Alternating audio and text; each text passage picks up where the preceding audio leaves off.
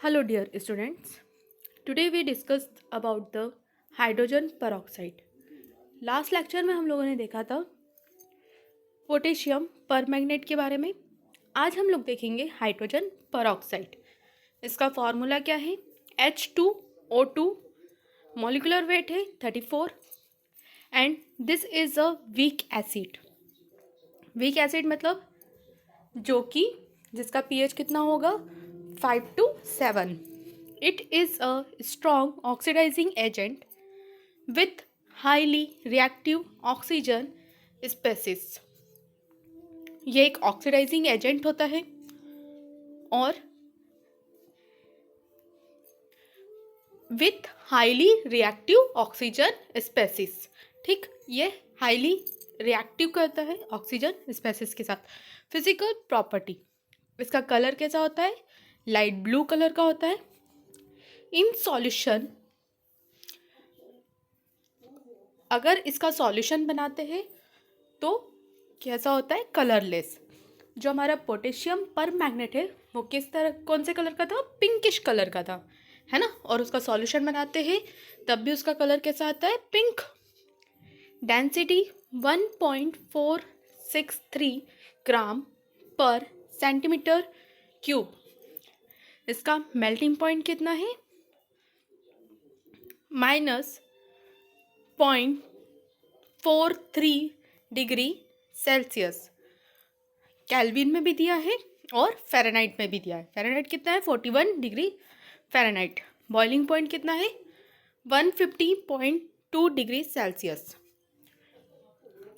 Solubility, soluble in either miscible with water. solubility किस में है? वाटर में. एसिडिटी मीन्स इसका pKa कितना है? 11.62. Now comes to the chemical property. Chemical property देखते हैं.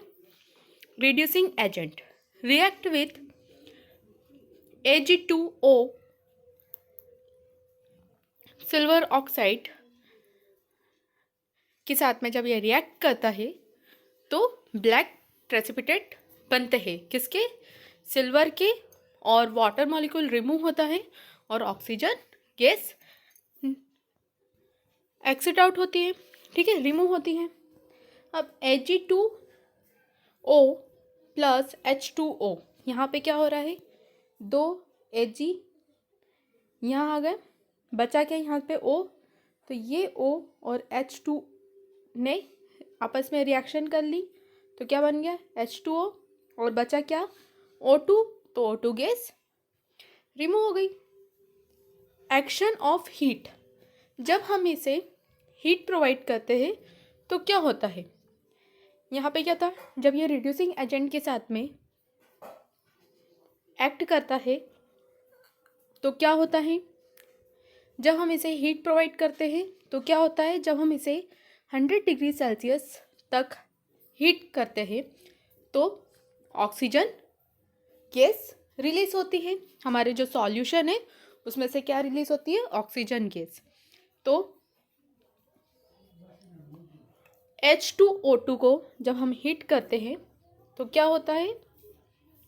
यहाँ पे O2 आएगा. ठीक है, H2O2, 2H2O2, दो मॉलिक्यूल्स है H2O2 के. तो यहाँ से क्या, ये रिमूव हो गए और यहाँ से दो मॉलिक्यूल्स ऑक्सीजन के. ऑक्सीजन गैस रिमूव हुई. Oxidising agent when ferrous sulphate undergoes oxidation with dilute hydrogen peroxide gives ferrous solution turn yellow from green. क्या होता है? जो हमारा फेरस सॉल्यूशन है वो किस में कन्वर्ट हो जाता है? येलो टू ग्रीन में, येलो से ग्रीन में. यहाँ रिएक्शन के थ्रू है. फेरस ने क्या करा?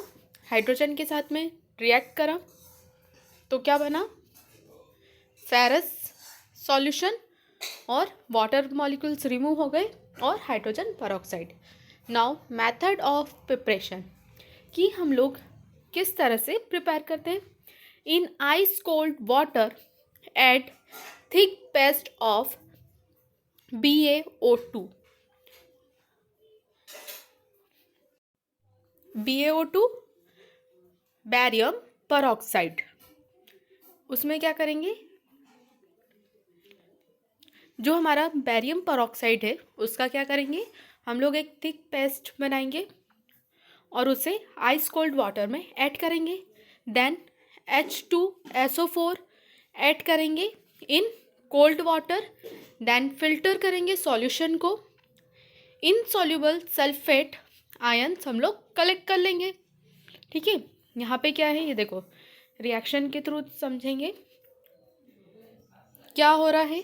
BaO2 बैरियम परऑक्साइड रिएक्ट करेगा H2SO4 के साथ में, है ना, तो क्या बन जाएगा हमारा BaSO4 बैरियम सल्फेट, और यहाँ पे हाइड्रोजन परऑक्साइड हमें मिल जाएगा। ये सी क्या थी, method of preparation, decomposition of barium peroxide with H3PO4 and carbon dioxide.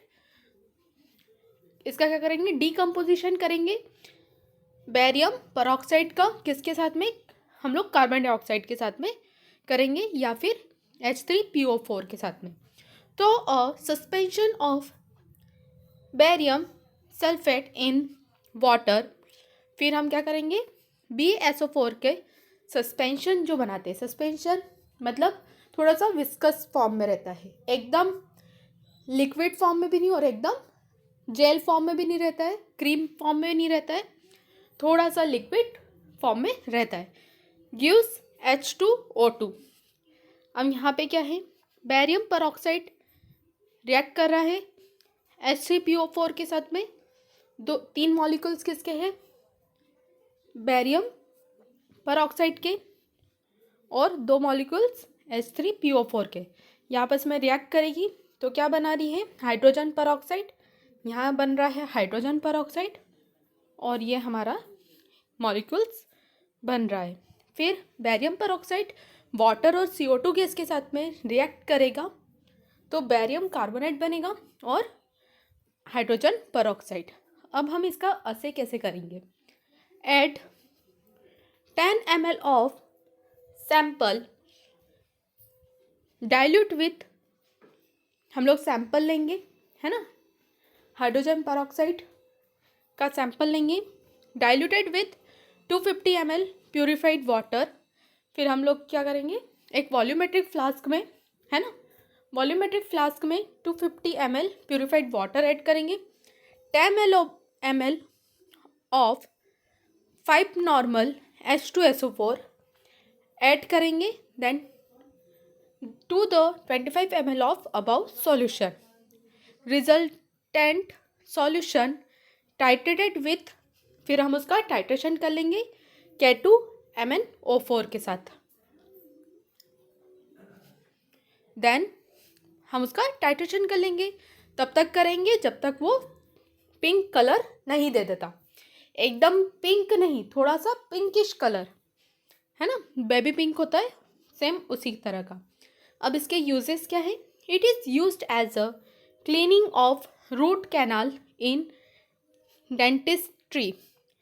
क्या होता है, जब हम लोग रूट कैनाल करवाते हैं तो उस टाइम जो क्लीनिंग के लिए यूज़ होता है एजेंट, उस टाइम यूज़ होता है, use as a disinfectant, disinfectant की तरह यूज़ होता है, एंटी इन्फेक्टिव एंड डिओड्रेंट में भी इसका यूज़ है। It is available as ear drop for removing wax, जो हमारा ईयर में जो वैक्स होता है उसको रिमूव करने के लिए जो ईयर ड्रॉप आती है उसके लिए भी यूज़ होता है।